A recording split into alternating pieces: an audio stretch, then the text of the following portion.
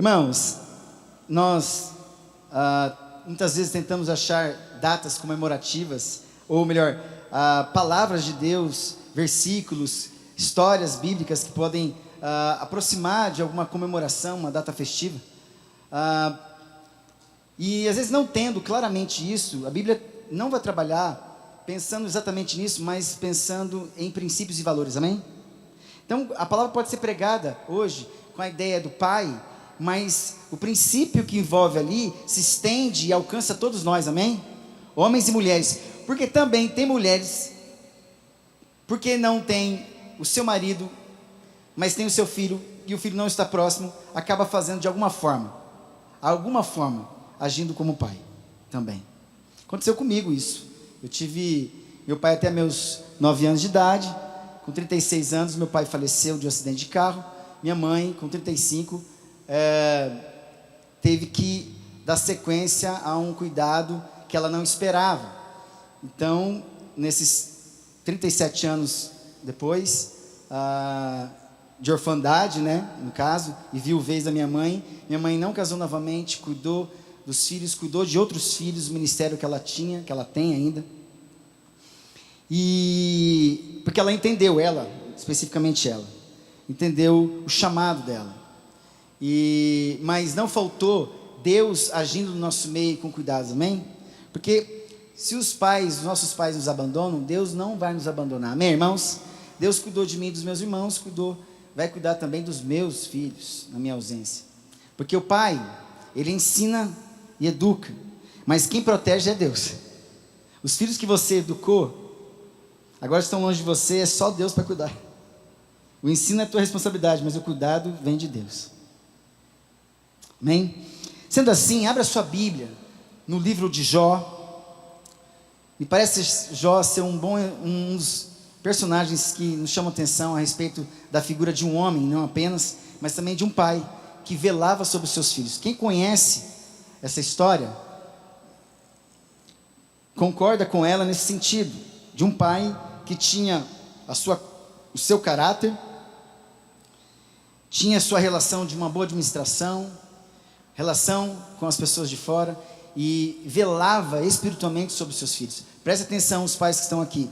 É um desafio para nós pais, homens, mas também desafio para as mulheres que estão aqui, porque o princípio exposto aqui é um princípio de ativo espiritual, amém?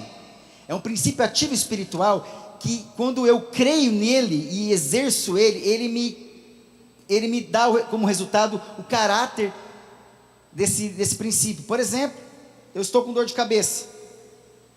Se eu estou com dor de cabeça, está doendo, o que eu faço? Me dá um remédio, porque eu estou crendo e acreditando, ou me dá porque eu sei que aí tem um princípio ativo que vai acionar, que vai melhorar. Então, naturalmente, sem muita fé, sem orar, Deus, obrigado, não, você toma porque você sabe que está lá. Daqui um pouco, 5 minutos, 10 minutinhos, você já está bem, não é assim? Por que não entender que quando eu obedeço e desejo que o temor do Senhor, a retidão, a integridade, o afastar-se do mal também não pode ser uma realidade ativa na minha vida, me protegendo? Os irmãos estão entendendo isso? Capte isso. Isso serve também para as mulheres. Vamos à leitura da palavra de Deus. Verso 1 do capítulo 1 de Jó, diz assim, Jó capítulo 1, do verso 1 ao 5, talvez a gente avance aí, no verso 6, havia um homem na terra de Uz, cujo nome era Jó, homem íntegro, reto, temente a Deus, e se desviava quantas coisas? Nasceram-lhe 7 filhos e 3 filhas, possuía 7.000 ovelhas, 3.000 camelos, 500 juntas de bois e 500 jumentas, era também muito numeroso o pessoal ao seu serviço, de maneira que este homem era o maior de todos os do Oriente. Seus filhos iam às casas uns dos outros e faziam banquetes, cada um por sua vez, e mandavam convidar suas 3 irmãs, e comeram e beberam com eles. Decorrido o turno de dias, de seus banquetes, chamava Jó a seus filhos e os santificava, levantava-se de madrugada, oferecia holocausto segundo o número de todos eles, pois dizia: talvez tenham pecado os meus filhos e blasfemado contra Deus em seu coração. Assim fazia Jó continuamente. Assim fazia Jó continuamente. Pai, essa é a tua palavra. Fala conosco nesta manhã. E Pai, nos dê a capacidade de entender e de obedecer a tua palavra, de crer na tua palavra e obedecê-la. Derrama sobre a minha vida autoridade para pregar a tua palavra. E Pai, como nós já oramos, pedimos, Pai, que nesse mundo, no reino espiritual, o inimigo esteja realmente repreendido em nome de Jesus. Como diz a tua palavra, que quando a igreja se reúne, quando a igreja são essas pedras lascadas que se unem à rocha maior que é Jesus, as portas do inferno não vão prevalecer contra a igreja. Não. Então, Deus, nós estamos aqui pela fé, pedindo que a tua palavra seja desenvolvida em nome de Jesus. Amém e amém. Irmãos, a carta de Jó, existem algumas curiosidades. É incerto a sua autoria. Alguns falam que podem ser Moisés, outros lutam aí dizendo que é Salomão. Pelo teor dela, como ela foi redigida, cheio de sabedoria, cheio de conhecimento. Ou Jó, ou melhor, ou Moisés, ou Salomão. Mas é incerto, é incerto. Outros atribuem a um dos amigos antigos, sábios de Jó, cujos escritos podem ser encontrados em Provérbios ou Eclesiastes, porque perpassa, porque tem muita coisa que é parecida. E há uma insistência que seja até Salomão por conta do linguajar. Enfim, há uma também dúvida se Jó foi um personagem real, né? Muitos teólogos de hoje duvidam, alguns duvidam disso, mas a grande parte dos teólogos também diz: não, Jó foi real, Jó, ele existiu, e mesmo que não existisse, está aqui registrado como talvez uma parábola. Jesus não falava com os seus discípulos e com os demais com parábola? Parábola era uma história verdadeira?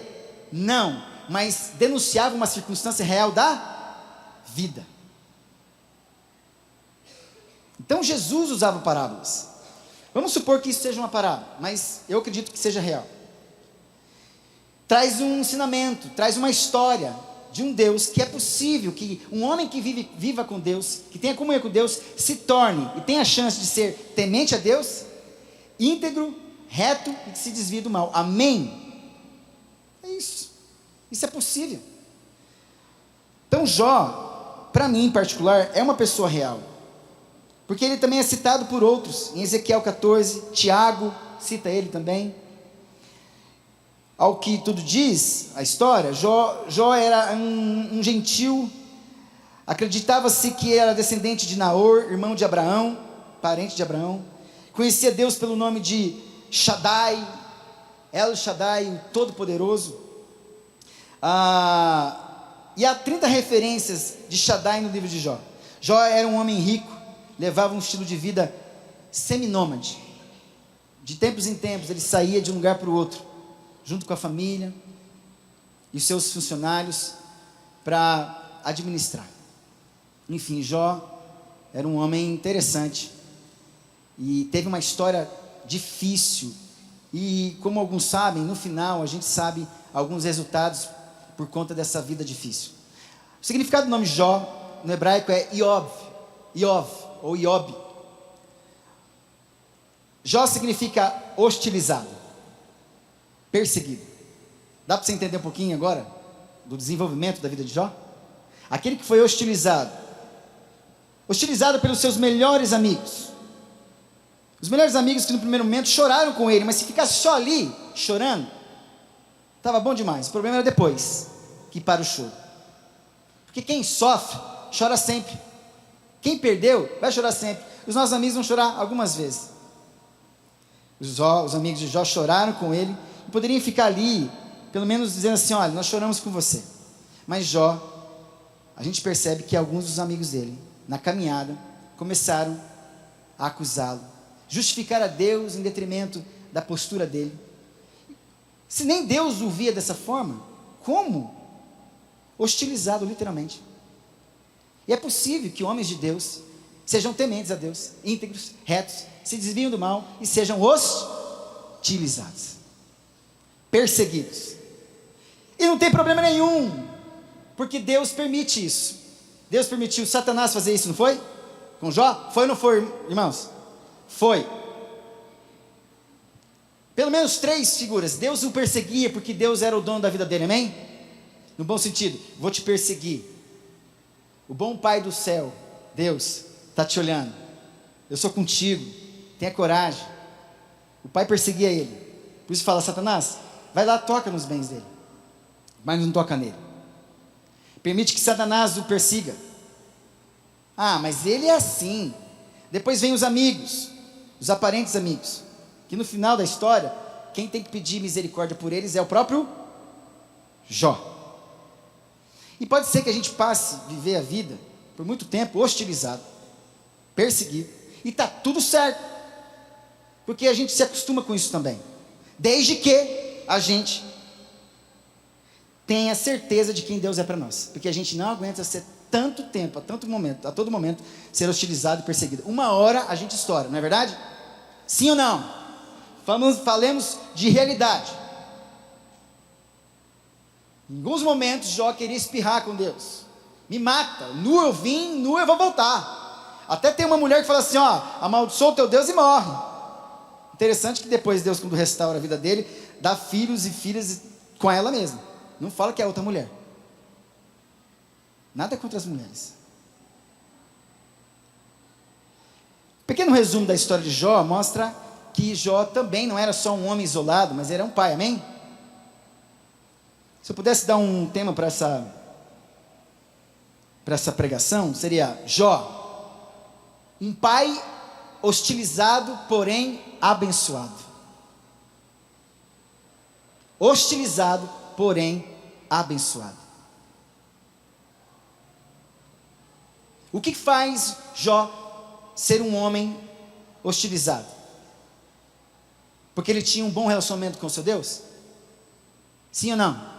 As pessoas aí fora, como cristãos, homens de Deus, mulheres de Deus, são hostilizados aí fora porque tem relacionamento com Deus? Sim ou não? Então, quem se sente hostilizado por conta disso? Quem? Alguém? Levanta a mão, quero ver. Alguém se sente hostilizado por conta disso? Sim. Então, quero dizer para vocês, vocês estão no caminho certo. Um dia, perguntaram para um tio meu que é pastor, falou assim, meu tio, e aqui nessa cidade eu sou muito bem quisto por todo mundo, eu não tenho problema com ninguém, eu sou amado. Aí meu tio falou com o pastor, aí que está o problema. Se você é amado demais, bem recebido demais, tem alguma coisa errada com você, tem alguma coisa que em você não está dando certo, porque ser um homem de Deus, e envolvido com muitas pessoas, como você está dizendo, algumas delas vão tapar, não vão concordar com você, e vão achar você prepotente, arrogante, por causa dos princípios e valores que existem em você por conta de Deus. Sim ou não? Sim. Você será mal interpretado, porque você confronta, porque você preza pela verdade, você será hostilizado, perseguido, mas está tudo certo, desde que a gente seja abençoado. Jó, ele tinha isso dentro dele, ele carregava esse caráter dentro dele, e não obstante, ele foi até o fim, do começo ao fim, amém? Que você saia deste culto hoje sabendo que Deus está com você do começo ao fim, mesmo que Deus permita que Satanás toque alguma coisa sobre a sua vida, mesmo que Deus permita alguns amigos que não compreendem você, a vida que Deus tem para você, porque não é culpa deles não, é eles que não conhecem, eles tentam justificar Deus para Jó, falando em nome de Deus, e você não tem nada a ver com isso, amigos, vocês não estão sabendo o que eu estou fazendo com o meu filho, Jó. E o grande problema é que quando Deus está fazendo alguma coisa na vida da gente, quando Deus faz uma coisa na vida da gente, como diz o TikTok por aí? A gente é mal interpretado porque Deus está fazendo uma obra maravilhosa e parece que eu estou sendo humilhado e estou sendo humilhado. Parece que eu estou perdendo e eu estou perdendo. Porque são os paradoxos da vida cristã. Perder para ganhar, não é? Ser o menor para ser o maior. É o amor que disse isso. Quem é o amor? Jesus disse isso. É o amor que diz isso. Quem é o amor? Jesus Cristo. Quer me seguir? Negue-se a si mesmo, toma sua cruz e siga-me. Não fuja da provação. É isso que Deus faz. E Deus vai acompanhando você. Se faz sentido para você o que eu estou dizendo, segura isso no seu coração, porque daqui para frente as coisas vão piorar. Esse mundo vai afunilar cada vez mais e faz parte do cenário apocalíptico, porque é algo que há por longe, líptico, escondido, longe escondido, mas que agora está aparecendo. Alguém está trazendo o que as Escrituras já diziam isso há 2000 anos atrás. Agora está vindo para nós, está cada vez mais claro o afunilamento sobre aqueles que temem ao Senhor, que são retos, íntegros e que se desviam do mal. Os que praticam justiça nesse Brasil estão sendo perseguidos, sim ou não? Não é só eu que estou enxergando isso. Só que existe um discurso do amor por aí. Um discurso de amor que se esconde atrás de um amor que parece que não tem responsabilidade. Só que esse amor tem muita responsabilidade. E esse amor quem é? Quem é esse amor? Jesus. E é isso que vai mudar a minha e a sua vida, amém, irmãos? É isso que vai mudar a minha e a sua vida. Todos nessa igreja conhecem a realidade das dificuldades e crises. Todos nós já vimos, e a maioria já experimentou, algumas das tragédias óbvias que perseguem aqueles que vivem neste mundo.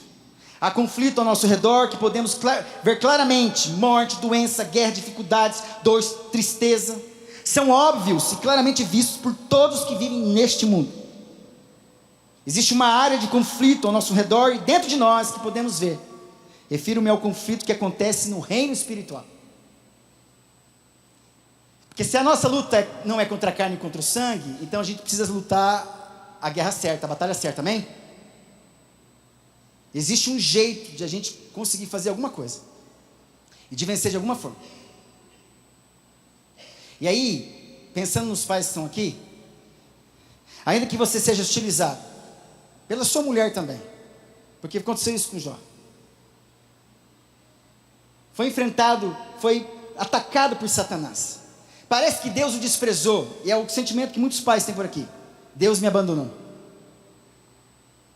Deus foi preservando, porque basta estar vivo para experimentar coisas boas ou ruins que Deus permite. Basta estar vivo. Presta atenção, Baruque queria fugir do chamado dele. Deus falou assim: olha, não procure grandezas, tu não as procures, por ti te darei a tua vida como despojo, por onde quer que fores. Está dizendo assim, despojo é aquilo que sobra intacto depois de uma guerra. Está dizendo assim: olha, não fuja da guerra, da batalha que eu permiti na sua vida, porque eu garanto você como despojo, você vai sair com uma espada limpa, um vaso inteiro depois dessa guerra. Eu garanto a tua vida, porque ser abençoado por Deus é ser preservado no meio do caminho. Não é nem ter a riqueza disso, daquilo, e conquistar isso ou aquilo, porque muitos dos profetas não viram as promessas acontecerem. Só que a gente é levado por muitos hoje: você pode, você consegue, você vai conquistar, você vai ver. A Bíblia não diz isso. Muitos que viveram pela fé, inclusive no rol dos heróis da fé, lá em Hebreus 11, vai dizer que muitos que creram, porque a ideia ali é dizer assim: creiam, independente se você viu ou não, creia que Ele existe, amém? Creia que Ele existe. É isso, meus irmãos. Nós estamos numa guerra espiritual. Quando vocês me veem nervoso dessa forma aqui, é porque é uma luta espiritual. E pesa sobre nós a liderança dessa igreja, darmos uma direção no meio de um mundo onde quer nos afrontar, nos intimidar. Isso não vai acontecer em nome de Jesus, amém? Vai acontecer, mas a gente tem que estar preparado para isso. E aí está o tal da nossa firmeza, de se manter. E Jó, para se manter e para realizar tudo aquilo que ele realizou, conforme os bens dele, os filhos dele, o povo que trabalhava para ele, Jó, primeiramente, teria que ser um homem, e que não podia faltar isso, ter consciência de que Deus existe. Presta atenção, o primeiro ponto, esse pai hostilizado, porém abençoado, era um homem temente a Deus, amém? Temente aqui significa iare, no hebraico significa mãos na cabeça, diante de um poder, poderoso, alguém que depois, quando aparece brilhando, nós lemos hoje que Deus é luz. Quando Deus aparece, você bota as mãos na cabeça, porque o sentido das mãos, o tato, é o único sentido que está longe da parte principal da sua vida. O que você faz quando você vê uma explosão na sua frente? Alguém que se dobra diante de um poder revelador, que é a presença de Deus. Jó era um homem que sabia que Deus existe. O temor do Senhor te protege, te livra dos laços da morte, porque aonde você for, aonde você está viajando sozinho, você é fiel a Deus sozinho. Por isso que você tem, mulher, a fidelidade do seu esposo no trabalho quando ele está longe. Quando um homem de Deus, mesmo que utilizado pelo mundo, por que você não sai? Vem aqui para o hotel, você que é vendedor. Quantos vendedores dessa igreja aqui sofrem essa hostilização aí fora? Porque não vão fazer as mesmas coisas que homens fazem. Eu atendo homens, vendedores, que sofrem com isso.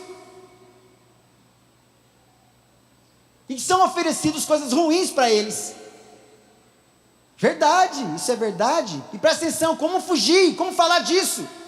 O temor do Senhor te livra dos laços da morte, amém? É a consciência de que Deus está presente. O Senhor está comigo. Deus está comigo. E é isso que traz os resultados que nós temos. Um pai hostilizado, porém abençoado, porque teme a Deus.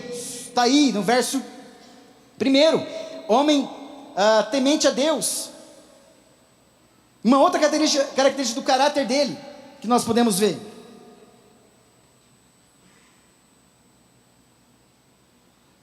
É a sua retidão. Era um homem que tinha suas mãos, olha, seare as mãos na cabeça, diante de Deus, e achar, tem a ver com retidão, é as mãos que protegem a cabeça, é as mãos que protegem os pensamentos, é as mãos que te protegem no meio do caminho, é isso, retidão, é um homem reto que protege a mente para não se desviar da direita e para a esquerda. Então, de ouvir, a mão que protege o ouvido no caminho. Retidão é isso, não é só saber que Deus existe, é preciso ouvir Deus nesse caminho, porque haverão muitas vozes. Faz sentido para você, mulher, também? A questão de você ser temente a Deus e ser reta diante do Senhor?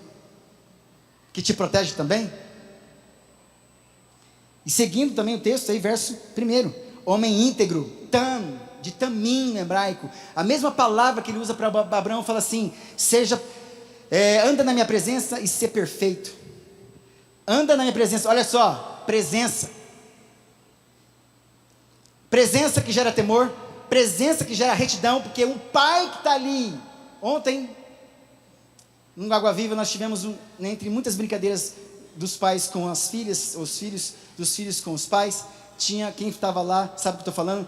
Tinha, como chama aquela faixa que é pendurada de uma árvore para outra, assim?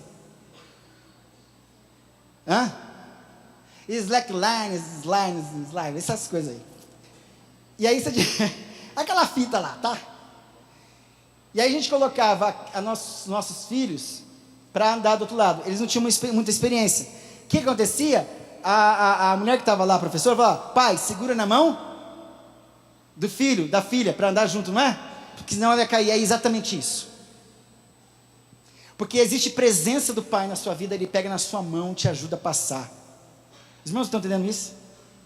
Tudo é presença. Em outras palavras, os pais aqui, e mulheres que estão aqui, precisam, não ignore a presença de Deus na sua vida, mesmo em situações difíceis que você está passando. Deus está presente, Deus está sabendo o que está acontecendo com você, Deus está te ajudando, Ele pega na sua mão e vai fazer você passar de um lado para o outro, amém? Isso. Você será hostilizado, vão torcer contra você, o que para você da parte de Deus é provação, da parte de Satanás é tentação. Se é provação para você tirar 10, a tentação que está do lado e é paralela à provação, tem a intenção de que você não tire 10, que você reprove no meio do caminho. Jesus é chamado de filho amado, pai, né? O pai está lá e fala: este é o meu filho amado, a quem me comprazo. Depois disso, esse pai que fala isso, fala assim: você vai para o deserto, levado pelo Espírito, e eu vou provar você. Só que na provação de 40 dias, o que o Satanás faz? Ele pega, depois ele tenta você, para você falhar no final. E a gente vê que no final da história de Jó, o que acontece? Ele dá conta do recado, e fala assim: antes eu só te conhecia de ouvir, mas agora, entenda uma coisa, meus irmãos. Se Jó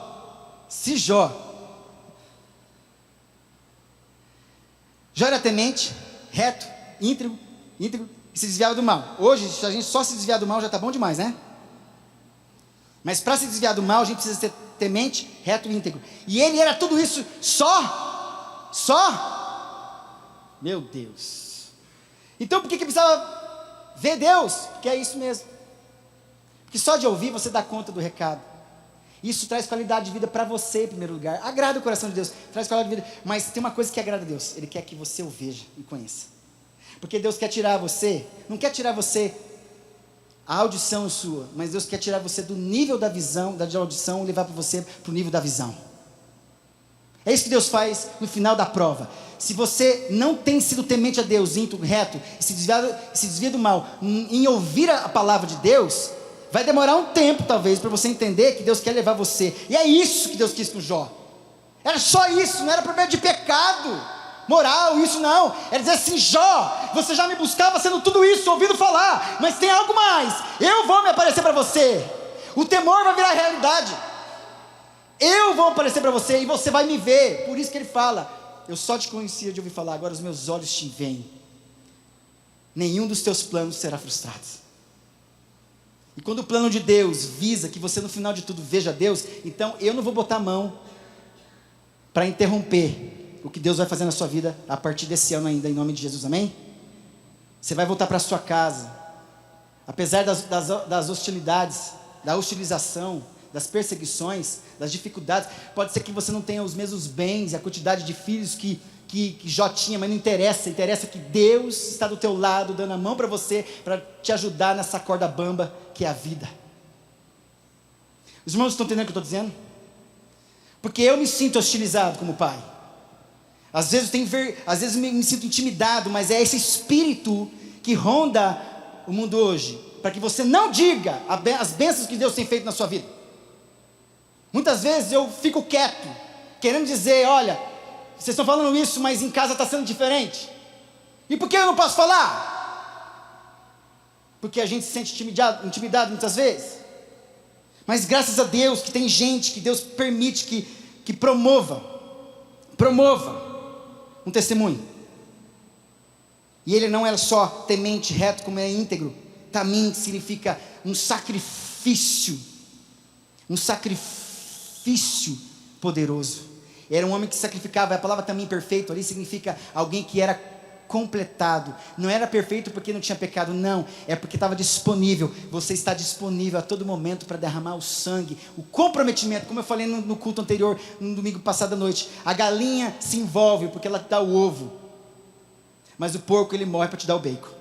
Isso é comprometimento. A galinha se envolve porque dá o ovo, mas o porco se compromete porque te dá o bacon. Se você quer comer bacon com ovo, alguém tem que morrer nessa. Agora você quer comer aquele medalhão de frango com bacon, aí você tem os dois comprometidos. Quem já comeu sabe o que eu estou falando. Galinha e porco comprometido para satisfazer. É bem isso mesmo. Deus envolve sacrifício. Por isso que quando Deus vê você disponível para morrer, para servi-lo, morrer para esse mundo, Deus está tendo as duas coisas. Deus está tendo algo de você. E não deixe o pecado, as coisas ruins de você impedir que você seja abençoado, pelo amor de Deus. Pais que estão aqui, pelo amor de Deus, hostilizados, porém abençoados, amém? O mundo não vai te compreender, gente da sua própria casa não vai te compreender, amigos teus não vão compreender você será hostilizado sim, mas existe um Deus que todos os dias, você precisa estar lá dentro e perguntar: Deus, eu estou errado. Não, meu filho, continua, eu estou com você. E a gente vai ver o cenário de dentro de casa mudado. Aí a gente vai começar a ouvir os nossos filhos chorando copiosamente, como aconteceu nessa semana em casa com meu filho, tendo sonhos terríveis apocalípticos, conversando com a mãe dele, chorando copiosamente, o Caleb. Isso gerando, e sabe qual é a minha oração todos os dias para meus filhos? Deus apareça para eles em sonho, ministre o espírito deles, e que eles recebam a revelação do Senhor, que o Senhor transforme, porque só o Senhor pode dar visão espiritual para essas crianças. Eu vou parar de orar? Não, porque isso está gerando choro de arrependimento que traz salvação. Isso é velar pelos filhos. Você será hostilizado por conta disso. Essa semana eu fui numa oficina, tive que falar para 3 funcionários sobre filhos. Vá e abençoe a sua filha. Talvez ela está passando por isso porque falta uma palavra paterna. E o cara lá, duro assim, querendo chorar. Vai lá, Deus vai te abençoar. E você está ajudando pessoas que não têm nenhum conhecimento de Deus. Porque filhos estão sofrendo, porque os pais não têm o conhecimento espiritual de que pode ser uma bênção. E é a primeira proteção de Deus dentro de uma casa. Eu e minha casa serviremos ao Senhor, amém? É para lá que nós iremos. É isso, tem que ter alguém que fala que nós vamos para cá. Tem que ter alguém dentro da sua casa. Se não é você, é a mãe. Como eu tenho conversado com algumas mães aqui, e têm sido protetoras dos seus filhos, no sentido, e é mesmo, porque na ausência do pai, na ignorância do pai, a mãe, nós vamos para cá. Em nome de Jesus. É isso.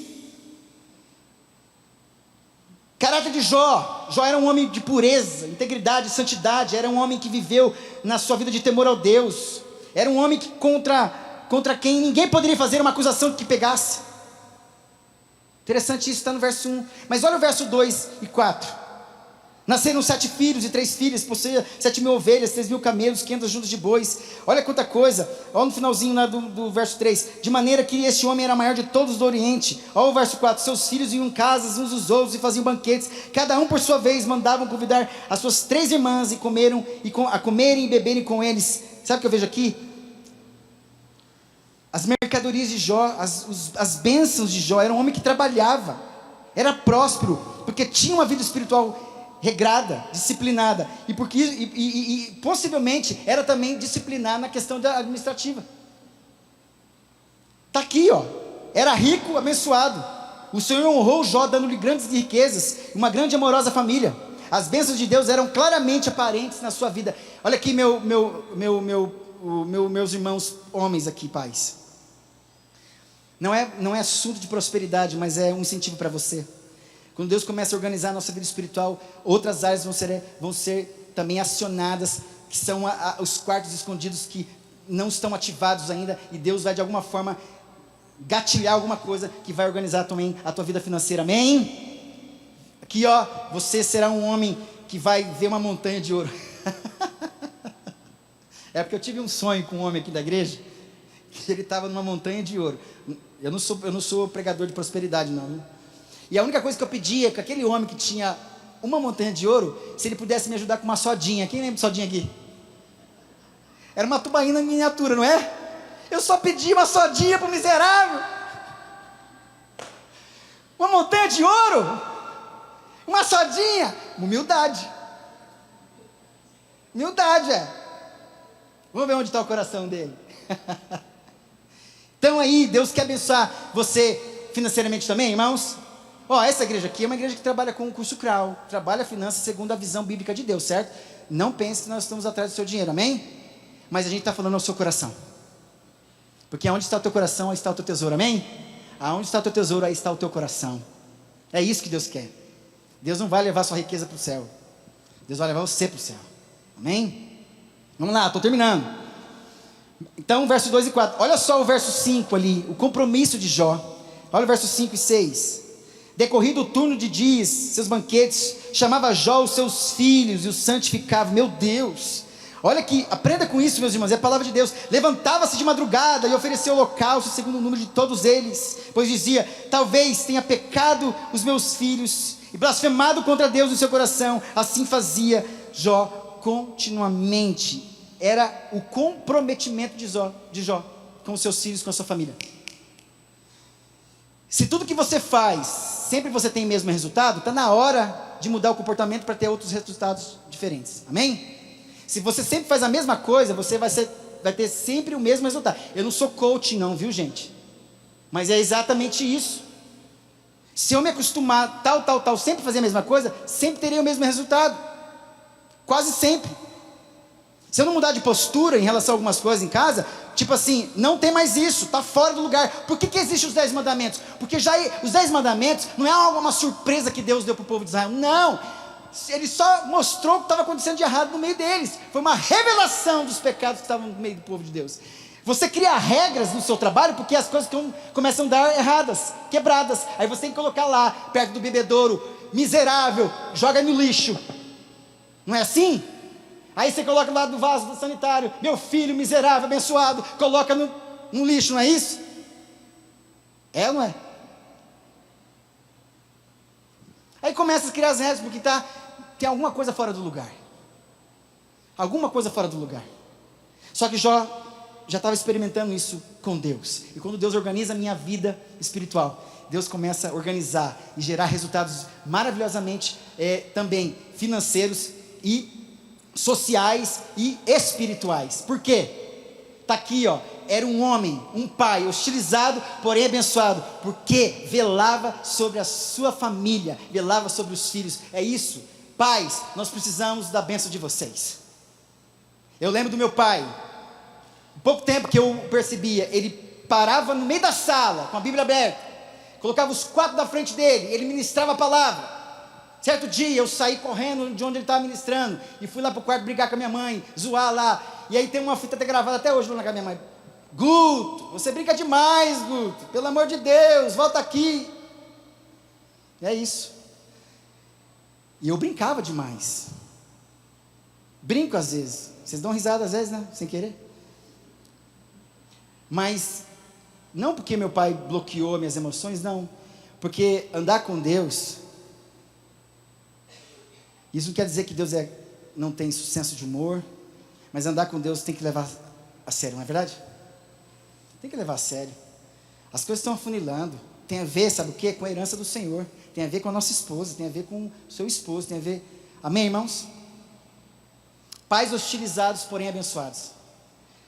Pai que tinha um caráter, que tinha as mercadorias em dia, o compromisso de Jó em dia. E aí o verso 6 está aí a consistência de Jó. Jó não era um crente de tempo parcial. Ele viveu assim todos os dias de sua vida. Cada dia era gasto em uma vida santa, evitando o pecado, buscando a Deus para outros e vivendo o seu relacionamento com o Senhor. E é isso. E a gente sabe que no verso 6, que quem vive dessa maneira está sendo observado pelo inimigo, Satanás. Satanás sabe que algumas coisas boas estão acontecendo sobre a sua vida.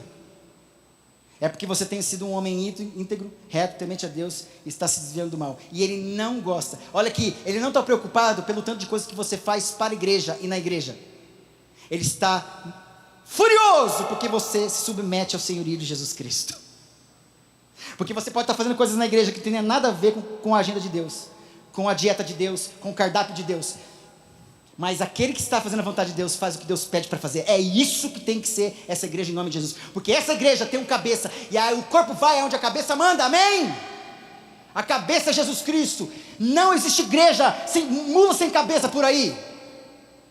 A igreja tem que ter um cabeça, o cabeça é o Senhor Jesus Cristo. Então nós iremos para onde Ele manda nós iremos para onde Ele vai, amém? Do jeito dEle, falando, dizendo, mostrando, dando direção. Tudo isso para a honra e glória do Senhor. Pais, mesmo sendo utilizados, permaneçam na bênção de Deus, amém? Mulheres também ajudem, e os pais ajudem as suas mulheres também, amém? E que seja próspero tudo para vocês, vida espiritual, vida familiar, vida financeira. Saibam que tudo isso, vocês não serão isentos de perseguições. No final de tudo isso, Deus vai tirar vocês do nível só da audição e vai levar vocês para o nível da visão, em nome de Jesus, amém e amém. Amém, irmãos? Amém.